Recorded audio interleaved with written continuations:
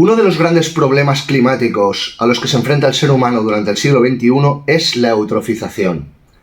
Seguro que lo has visto alguna vez. Enormes masas de agua, grandes lagos o incluso mares que están manchados de un color verde asqueroso y en los que prácticamente no crece ninguna clase de vida.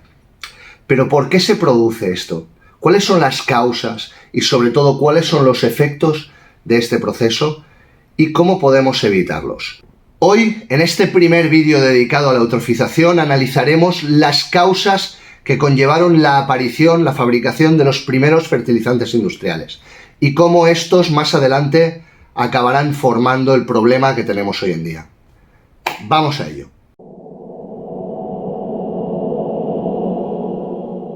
Para entender la eutrofización que se está produciendo en el siglo XXI, tenemos que fijarnos en el principio, es decir, en la revolución industrial del siglo XIX.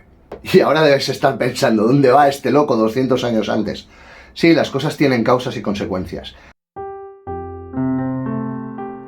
El siglo XIX fue un siglo de maravillas, tanto a nivel tecnológico como a nivel científico.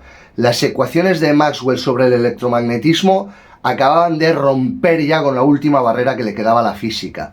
A eso hay que añadirle todos los avances en termodinámica que dieron como resultado avances mecánicos en la agricultura, en la ganadería, en el transporte, concentración de la población en grandes ciudades que hacía mucho más fácil la distribución del alimento. Todo eso se conjuntó para crear una explosión demográfica como nunca antes se había visto en la humanidad, hasta el punto que se llegó al límite de carga que había predicho Malthus un siglo antes. ¿Que quién es Malthus? Pues este señor de aquí, un clérigo inglés que 100 años antes había demostrado matemáticamente el límite de capacidad poblacional para cualquier especie, lo que llamamos el límite malthusiano. Lo que entendió este señor es que todo ser vivo requiere recursos para sobrevivir, o sea, básicamente alimentos, pero cuantos más somos, más alimentos consumimos, y cuantos más alimentos tenemos, más crecemos. El problema es que el nivel de alimentos no crece al mismo ritmo que una población normal.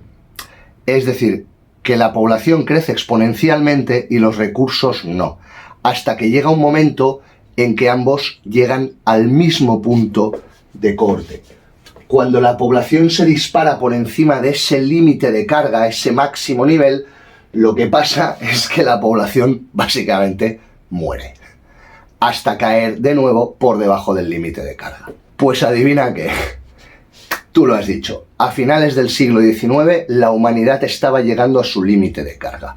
¿Y eso por qué? Si me acabas de decir que teníamos mejores cosechas, teníamos mejores transportes, estábamos todos ahí súper concentraditos y el mundo era un lugar feliz. Sí, pero hay un problema, y es que las plantas necesitan nitratos.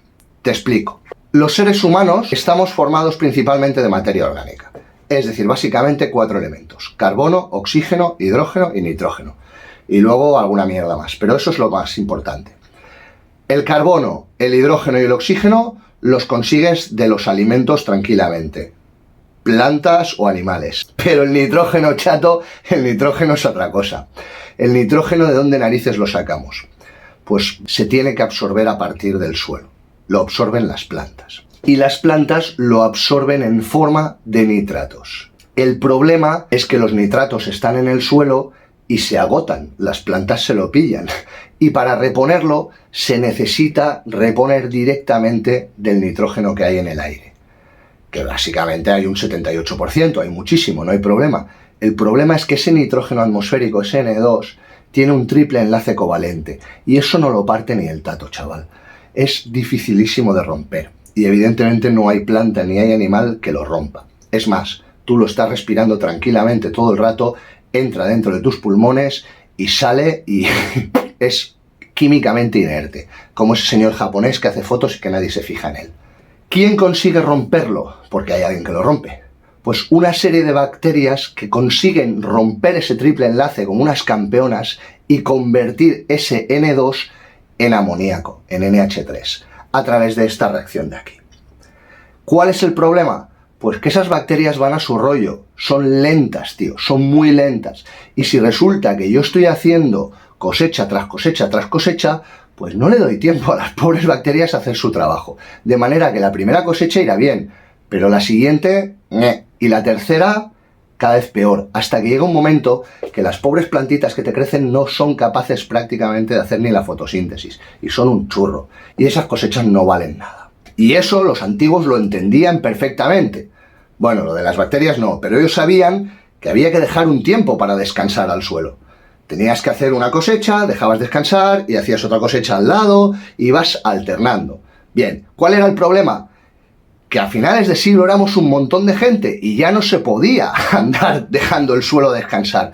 Era un no parar y se llegó a un límite en el que ya no había nitratos. ¿Qué hacemos entonces?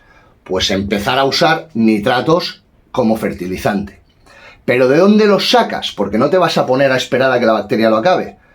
Pues para eso existía el guano. Guano no es más que el nombre elegante que le damos a los excrementos de pájaro. Hay unos lugares en el mundo, en concreto hay muchos en Sudamérica, en Chile está plagado, en que tienes islotes muy cerca del mar, donde los pájaros pues van a comer peces. Pues lo que hacen los pájaros, comen peces.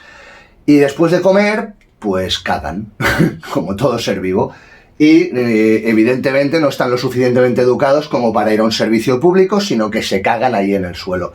Y ese cagarro, ese excremento de pájaro, tiene un altísimo contenido en amoníaco.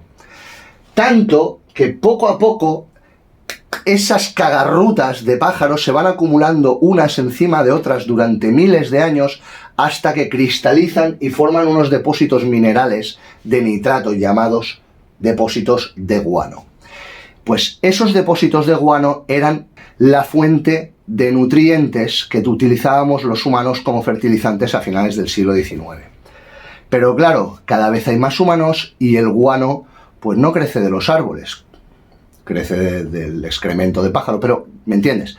No es ilimitado, hay el que hay. Así que, demanda elevada, bien escaso, el guano empezó a valer pasta, mucha pasta.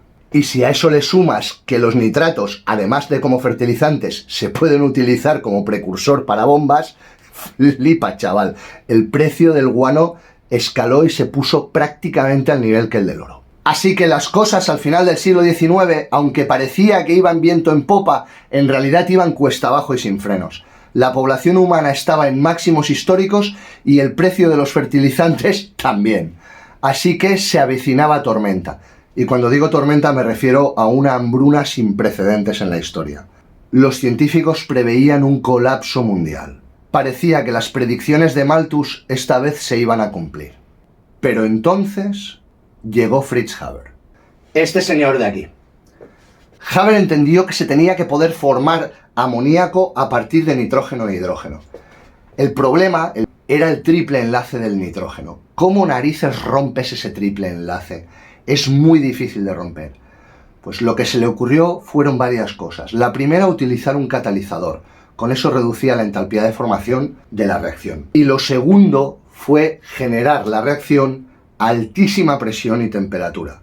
Más o menos a unas 300 atmósferas y 450 grados de temperatura. Y funcionó. Aproximadamente el 15% del nitrógeno se convertía en amoníaco. Y fue una locura. Tanta locura que se empezaron a poner fábricas de fertilizantes por todo el mundo, empezando por Alemania. Fritz Haber, además de convertirse en multimillonario ganador del premio Nobel, acababa de convertir el aire en comida.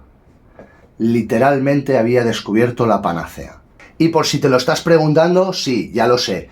Este tío, además de todo esto, creó las armas químicas, o sea que un santo no era. Además era un patriota alemán de tres pares y probablemente una persona, como mínimo, difícil. Pero oye, al César lo que es del César. El chaval descubrió la manera de alimentar a la humanidad. Si tú y yo estamos vivos hoy, es casi seguro gracias a este tío. Total, que con las fábricas de fertilizante echando humo a toda vela, la humanidad acababa de descubrir la manera de superar ese límite malthusiano. Simplemente teníamos fertilizante para aburrir, podíamos hacer las cosechas que quisiéramos, podíamos crecer prácticamente sin límite. Y eso hicimos. Oye, ¿y qué le pasó al precio del guano? Pues lo mismo que las cartas falsas de Pokémon que te compras en el Badulaque. Pues volvió a ser lo que era, caca de pájaro. Y con esto llegamos al siglo XXI. Los fertilizantes industriales consumen el 1% de la energía mundial. Son prácticamente indispensables para la vida. Sin ellos, el 80% de la humanidad sucumbiría al hambre.